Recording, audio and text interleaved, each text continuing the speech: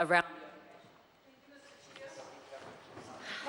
It's my pleasure today to stand and speak to the Residential Tenancies Amendment Bill in its committee stage today, and I want to take this opportunity to note my thanks to the Honourable Nick Smith for being the driving force behind this sensible and practical piece of legislation, and I'm sure the rest of my colleagues on this side of the House join me in congratulating the Minister for sponsoring such a great practical bill.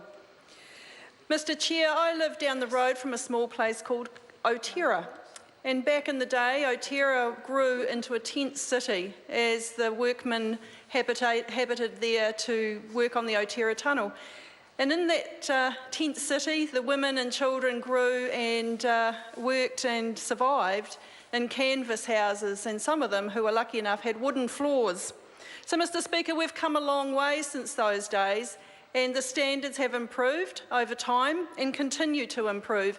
And this legislation will provide yet another way for us to improve the living standards of those people who depend on rental properties. I'm talking about 450,000 New Zealanders who live in those rental accommodations. This legislation is going to ensure that they are warmer, drier and safer. Currently, the Residential Tenancies Act requires landlords to keep their properties in a reasonable state of cleanliness and repair, and they must comply with a variety of standards. And they include meeting the landlord's standards in terms of ventilation, cooking facilities, heating and so forth.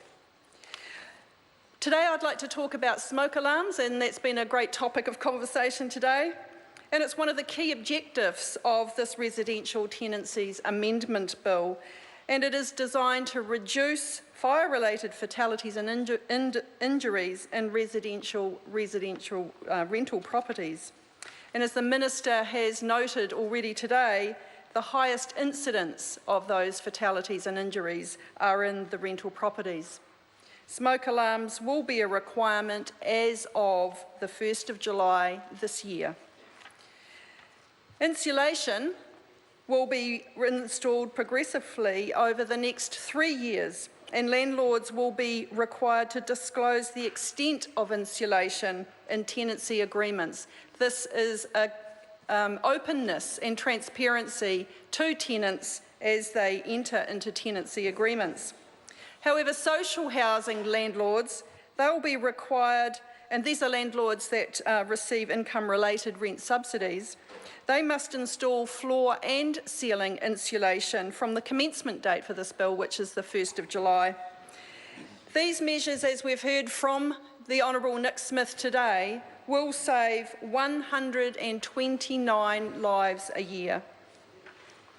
Mr Chair, I'd like to go on to talk about some of the main changes that were made at the Select Committee stage.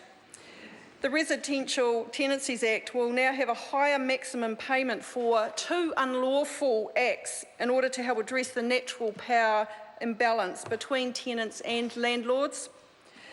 The maximum amount payable to a landlord by a landlord to a tenant in the form of damages for failing to comply with regulations about smoke alarms or insulation has been increased from $3,000 to $4,000. This is an encouragement to landlords to ensure that they comply with this potentially life-saving requirement. The other issue that came up at the Select Committee is relating to retaliatory notices. And we heard that some tenants are reluctant to bring complaints against their landlords for fear of eviction. We also heard that some tenants found the 14-day requirement too short and were submitting too late. So this time requirement has been extended from 14 to 28 days. And the maximum penalty for a landlord who does give a retaliatory notice is going up to $4,000. A third change that was made at the Select Committee stage was to forbid and prohibit cash payments in return for work that was required on rental properties. And a fourth change was we're giving landlords a specific right of entry for installation of smoke alarms and insulation, which brings it in line with repairs and maintenance. Thank you, Mr. Chair.